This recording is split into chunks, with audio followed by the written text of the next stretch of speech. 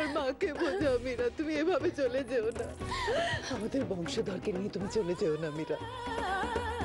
তুমি আমায় কথা দিয়েছিলে। তুমি এটা কি করছো মা? আমার যে পাপ হবে। প্লিজ মা, প্লিজ, তুমি এটা কেন করছো? তুমি যখন করছো না তাহলে প্যাকিংটা আমাকেই করতে হবে। কিন্তু তুমি প্যাকিং কেন করছো? আমি কোথাও যাব না। যেতে তোমাকে হবেই মীরা। আমি যাব না মা। মিথ্যে জেদ করো না। মা, মা তুমি এটা কেন করছো? তোমার ভালোর জন্য। আমার ভালোর জন্য? এটা আমার কি ভালো হবে বলতে পারো? রাখো। তুমি কেন এভাবে আমার সংসারটা ভাঙতে চাইছো? সংসার? তোমার সংসারটা হলো কোথায় যে আমি সেটা ভাঙার চেষ্টা করব? তোমার সংসার তো গড়েই ওঠেনি মীরা। কিশোরের মতন একটা অযোগ্য স্বামী নিয়ে কি সংসার করা যায়? যায় মা, ছোটকু যেমনই হোক না কেন ও এখন আমার স্বামী, আর আমি ওর সাথেই সংসার করব। না মীরা, আমি তোমায় থাকতে দেব না। কিশোরের মতো জেদি ভবগুড়ে একটা ছেলের সাথে আমি তোমাকে কিছুতেই থাকতে দেব না। কিন্তু আমি থাকবো মা, আমি এ বাড়িতেই থাকবো, আর আমি ছোটকুর সাথেই থাকবো। কিসের কিসের টানে থাকবে? কি দিয়েছে এ বাড়ি তোমায়? কেন? আমাকে মা হওয়া সম্মান দিয়েছে। সম্মান? এটাকে সম্মান দেওয়া বলে না বিপদের মুখে ঠেলে দেওয়া বলে মীরা? মা, আমি যা বলছি সত্যি বলছি মীরা। তুমি বলছো এ বাড়ি থেকে পেয়েছো। কি পেয়েছো তুমি? তোমার স্বামী কিশোর, ওই অপদার্থটা তো তোমাকে ভালোবাসাটুকুও দেয়নি। খবরদার মা, খবরদার, তুমি আমার স্বামীর নামের একটাও বাজে কথা বলবে না। হ্যাঁ মীরা, আমি যদি জানতাম ছেলেটা এতটা বেয়াদব তাহলে তোমার সাথে ওর বিয়েটাও দিতাম না। তোমরা বিয়ে না দেওয়ার কে মা? বিয়েটা তো ডেস্টিনি, ভবিতব্য। আমার কপালে যা লেখা ছিল তাই হয়েছে। শাট আপ মীরা, অশিক্ষিতের মতন কথা বলো না। তুমি তোমার স্ট্যাটাসটাও ভুলে গেলে। স্ট্যাটাস? আমার তখন একটাই স্ট্যাটাস মা, আমি উডবি মাদার, যে তার সন্তানকে এই পৃথিবীতে আনতে চলেছে। এছাড়া তো আমার আর কোনো স্ট্যাটাস নেই। আমি চাই আমার সন্তান সম্মানের সাথে এই পৃথিবীতে আসুক, সম্মানের সাথে এই বাড়িতে বড় হয়ে উঠুক। তাছাড়া ছোটকু আমার সন্তানকে ছুঁয়ে প্রতিজ্ঞা করেছে মা, তারপরে আমি কি করে বাড়ি ছেড়ে চলে যাব? আমি আমার সন্তানের ভালো। ভালো? কিসের ভালো? এই বাড়িতে জন্মালে তোমার সন্তানের ভালো হবে? কিশোরের মতন তৈরি হবে? হলে হবে, সন্তান তো তার বাবার মতো হতেই পারে মা। চুপ, একদম চুপ। তুমি যেমন তোমার সন্তানের ভালোর কথা চিন্তা করছো, তেমনি আমিও আমার সন্তানের ভালোর কথা চিন্তা করছি মীরা। এই বাড়িতে আর এক মুহূর্তও তুমি থাকবে না। তুমি আজই আমার সাথে যাবে। আমি যাব না, আমি এই বাড়ি ছেড়ে কোথাও যাব না, কোথাও যাব না।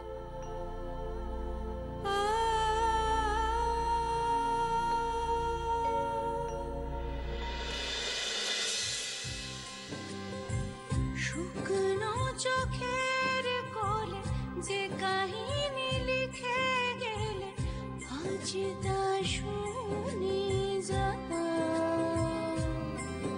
যে স্মৃতিটুকু জেলে গেলে আজ তাকে ফিরে দাও, যে স্মৃতিটুকু জেলে গেলে আজ তাকে ফিরে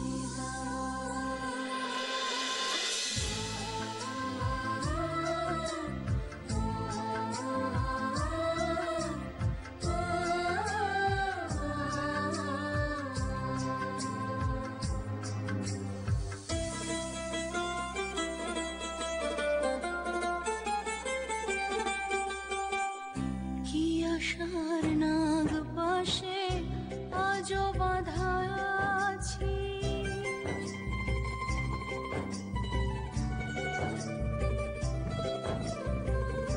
কি আশার নাগ পাশে আজও বাঁধা আছি, কান্না হাসির যেন খুব কাছাকাছি, যে রঙিন জল ছবি দু চোখে সাজায় শিশু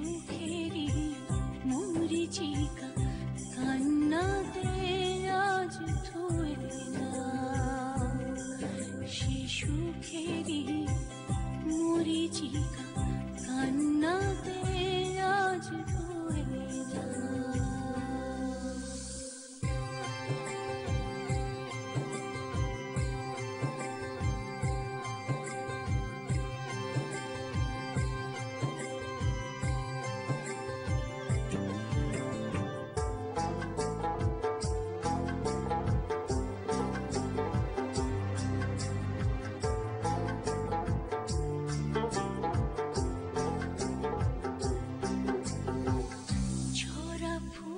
কিছু ভুল শুধু গেছো রেখে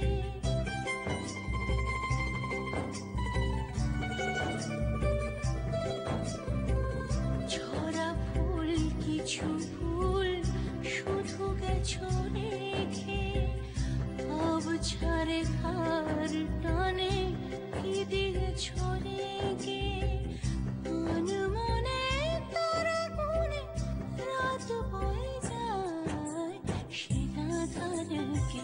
সকালেরই পথ তুমি চিনিয়ে দাও সে আধারকে সকালেরই পথ তুমি চিনিয়ে দাও শুকনো চোখের কোলে যে কাহিনী লিখে গেলে আজ তা শুনে যাও স্মৃতিটুকু জেলে গেলে আজ তাকে নিভিয়ে দাও যে স্মৃতিটুকু জেলে গেলে আজ তাকে নিভিয়ে দাও যে স্মৃতিটুকু জেলে গেলে আজ তাকে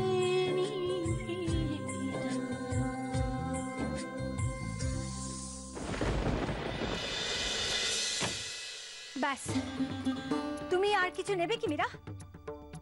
আমি যা যা নিতে চাই কত কিছু নেওয়ার মতো বড় লাগেজ এখনো তৈরি হয়নি মা। এই কদিনেই তুমি এবাড়ির মতন কথা বলতে আরম্ভ করেছো। যাকে আর লাগেজ বাড়িয়ে লাভ নেই, আমি বরং ড্রাইভারকে পাঠিয়ে দেবো, ও তোমার বাকি জিনিসপত্র নিয়ে যাবে।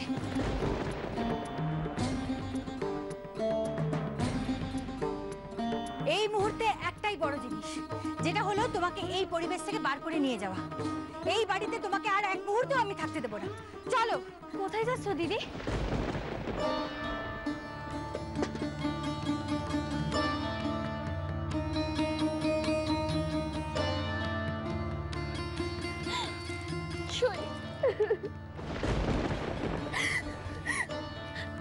মা আমাকে জোর করে বাড়ি থেকে নিয়ে যাচ্ছে। আমি এই বাড়ি ছেড়ে কোথাও যেতে চাই না। আমি এই বাড়ি ছেড়ে কোথাও যাব না। বাড়ি ছেড়ে চলে যাবে মানে?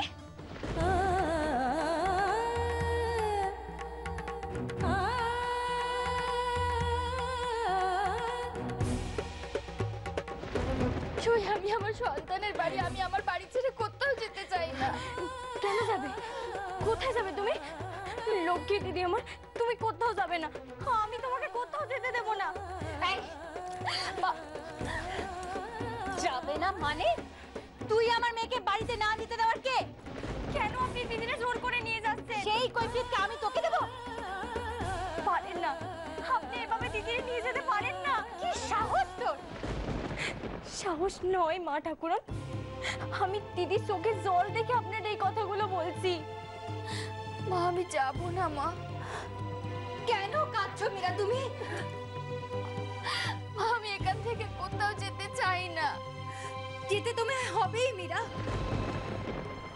না মা, আমি কোথাও যাব না। আমি আমার বাড়ি ছেড়ে কোথাও যাব না। না মীরা, এটা তোমার নিজের বাড়ি নয়। তুমি আমাদের একমাত্র মেয়ে। তোমার বাপের বাড়িটাই তোমার আসল বাড়ি। তাহলে তোমার চিন্তা কিসের? মা আমি শোনো মীরা, তোমাকে আমি আবার নতুন করে জীবন শুরু করাবো। মা, তোমাকে আমি এক কথা কতবার বলবো, আমি এই বাড়ি ছেড়ে কোথাও যাব না। আমি চায় আমার সন্তান এই বাড়িতে জন্ম নিক, তার নিজের বাড়িতে বড় হয়ে উঠুক। বুঝেছ? বুঝেছ তুমি? মীরা,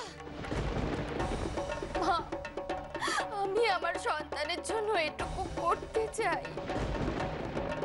আর আর আমি আমার সন্তানের জন্য আরো অনেক কিছু করতে চাই মীরা। ক্ষমা করেন মা ঠাকুরন, ছোট মুখে আমি বড় কথা বলছি, কিন্তু দয়া করে আপনি দিদিরে নিয়ে যাবেন না এখান থেকে। Shut up! আমি কি তোমার কথা শুনে চলবো নাকি? দিদি আমারে ছেড়ে থাকতে পারবে না, আর আমিও দিদিরে ছেড়ে। দেখো মেয়ে, তুমি কিন্তু এক মিনিট।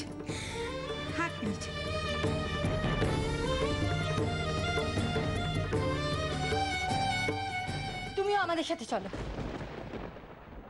আমি? হ্যাঁ তুমি চলো আমাদের সাথে রান্নাবো। মীরার দেখাশোনা করবে তুমি। না না, আমি বাড়ি ছেড়ে যেতে পারবো না। কেন যেতে পারবে না? কিসের টান তোমার এ বাড়িতে? মীরা দিদির এই বাড়িতে যেই টান রয়েছে, আমারও সে ঠিক একই টান রয়েছে এই বাড়িতে।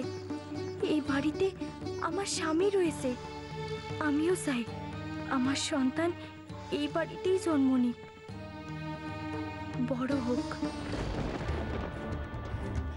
কি হলো বলো, কিসের টান তোমার এ বাড়িতে? আমার কোনো টান নেই, কিন্তু আপনার মেয়ের, দিদির তো এই বাড়ির প্রতি কিছু টান আছে। চুপ! আমি কি আমার মেয়েকে এ বাড়িতে মরার জন্য ফেলে রেখে যাবো? দিদি তো এই বাড়ি ছেড়ে চলে গেলেও মরে যেতে পারে। ও এই বাড়ি ছেড়ে চলে গেলে বাঁচবে না, মরে যাবে। আর মেয়েরা তো স্বামীর ভিড়ে তখনই ছাড়ে যখন তাদের মরণ হয়। তুমি কি চাও আমার মেয়েটা মরে যাক?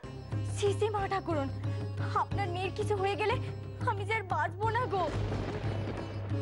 আচ্ছা, আপনি যদি আপনার মেয়ের এই বাড়ি ছেড়ে নিয়ে চলে যান, তাহলে আপনার মেয়ের সম্মান এই বাড়িতে থাকবে তো?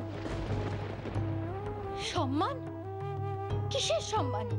ছোট মুখে আমি আরো একখানা বড় কথা বলছি।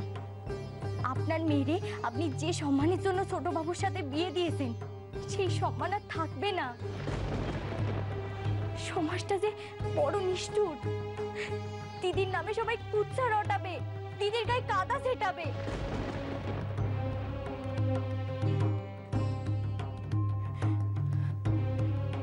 আমি আপনার পা ধরছি মা ঠাকুরন, আপনি দয়া করে দিদিরে কষ্ট দেবেন না। দিদি যদি কাঁদে, তাহলে দিদি আর দিদির সন্তানের দুজনেরই ক্ষতি হবে।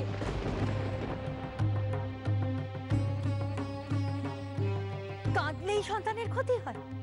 অপমানে অবহেলায় সন্তানের ক্ষতি হয় না বুঝি? আর অবহেলা হবে না, আমি আপনার পা ছুঁয়ে কথা দিচ্ছি। আর অবহেলা হবে না, কেউ অবহেলা করবে না দিদি। এই বাড়িতে দিদিরে সবাই যত্নে রাখবে। এত জোর দিয়ে তুমি বলছো কিভাবে? আমি এই বাড়ির সবার সাথে কথা বলবো। তোমার কথা শুনবে এ বাড়ির সকলে? ঠিক শুনবেন মা ঠাকুরন, এই বাড়ির লোকেরা এত নিষ্ঠুর নন। প্রয়োজনে আমি জনে জনে সবার পায়ে পড়ব, অনুরোধ করব। আমি জানি কেউ আমার কথা ফেলতে পারবেন না। এই বাড়িতে সবাই মীরা দিদিরে কত ভালোবাসে। সবাই তো জানে এই বাড়ির বংশধর মীরা দিদির শরীরে বেড়ে উঠছে। আপনি দয়া করে মীরা দিদিরে জোর করে নিয়ে যাবেন না। আপনি আমারে বিশ্বাস করেন, আমারে কয়েকটা দিন সময় দেন মা, প্লিজ। আপনি আমার একটা সুযোগ দেন। আমার বিশ্বাস, আমি এই বাড়িতে কথাগুলো বললে সকলে নিশ্চয়ই আমার কথা রাখবে।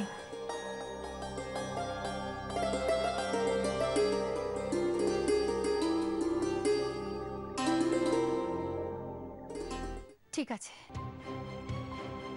সময় দিলাম, কিন্তু মাত্র 3 দিন। এর মধ্যে এসে যদি আমি দেখি পরিস্থিতি একই আছে, তাহলে আমি ওকে বাড়ি নিয়ে চলে যাব।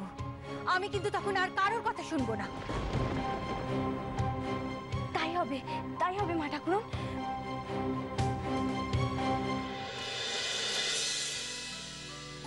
ভালো থাকিস মা, নিজের খেয়াল রাখিস। Take care.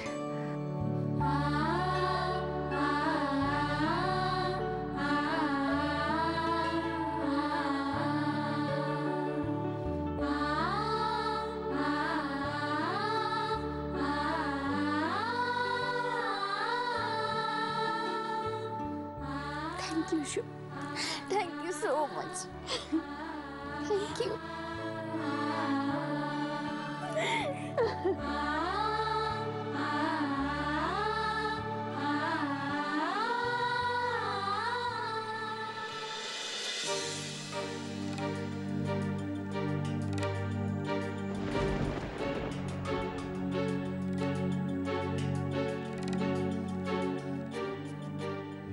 মীরা,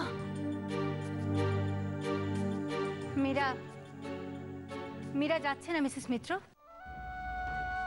আপনারা আমার মেয়েকে ভালোই বশ করেছেন। না না, বিশ্বাস করুন, আমরা এসব কিছুই করিনি। তাহলে ও যেতে চাইছে না কেন? আমি জোর করা সত্ত্বেও আমার মেয়ে আমার সাথে কেন যেতে চাইছে না? আপনাকে অনেক ধন্যবাদ। আপনি যে আমার পুত্রবধূকে নিয়ে যাচ্ছেন না, তার জন্য অনেক ধন্যবাদ। আপনি আমাদের লক্ষ্মী হারা করলেন না। আমি মীরাকে নিয়েই যেতাম। নেহাত নেহাত,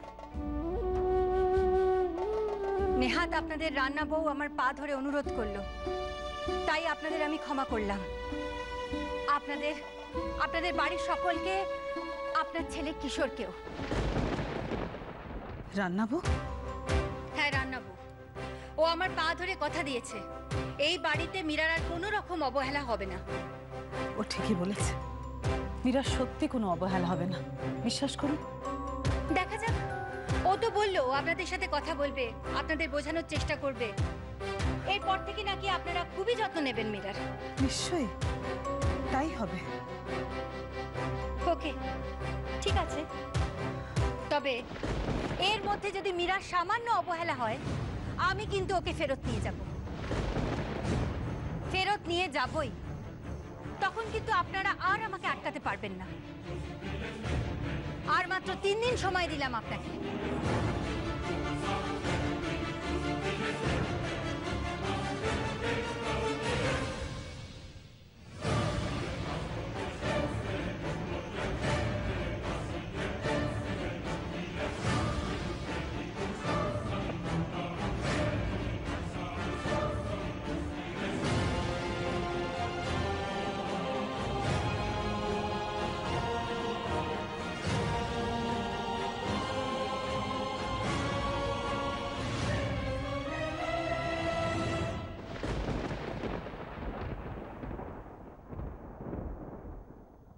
মা,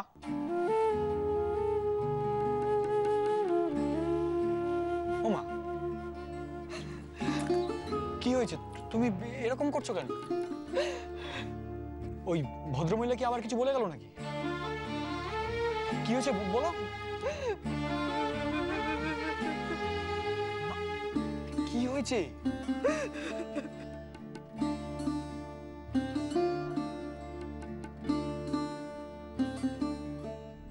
থ্যাংক ইউ শু, থ্যাংক ইউ সো মাচ। তোকে অনেক অনেক ধন্যবাদ। আর কতবার তুমি আমারে ধন্যবাদ দেবে দিদি? আমি তোকে যতবারই ধন্যবাদ দিই না কেন সেটা কম হবে সই। আজ যদি তুই আমার মাকে না বোঝাতিস, তাহলে যে আমার মা আমাকে জোর করে বাড়ি থেকে নিয়ে চলে যেত। আর আমার মা যদি জোর করে বাড়ি থেকে আমাকে নিয়ে চলে যেত, তাহলে যে আমার সব অপূর্ণ থেকে যেত সই। আমার যে কোনো ধর্মই পালন করা হতো না। ধর্ম? এবারই পুত্রবধূ হওয়ার ধর্ম, সন্তানের মা হওয়ার ধর্ম, ছোটকুর স্ত্রী হওয়ার ধর্ম।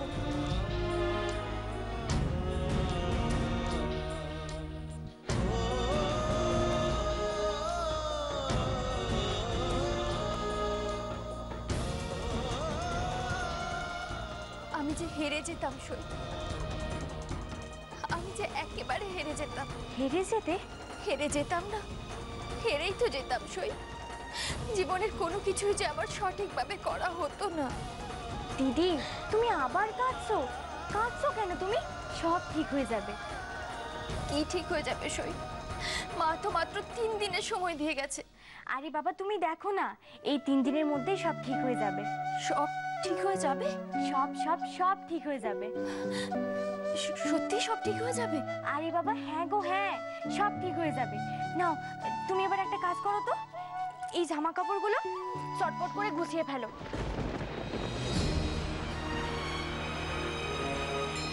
এই দাঁড়া দাঁড়া,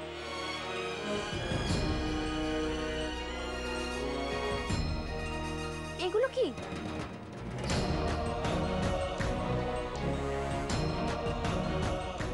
না না, ও কিছু না তো, ওই আমি একটু কাপড় কেচেছিলাম। এত? তোর তুমি এসব ছাড়ো তো, তুমি বরং এখানে জামা কাপড়গুলো সুন্দর করে গুছিয়ে আলমারিতে রাখো। নাও নাও নাও, তাড়াতাড়ি করো তাড়াতাড়ি করো।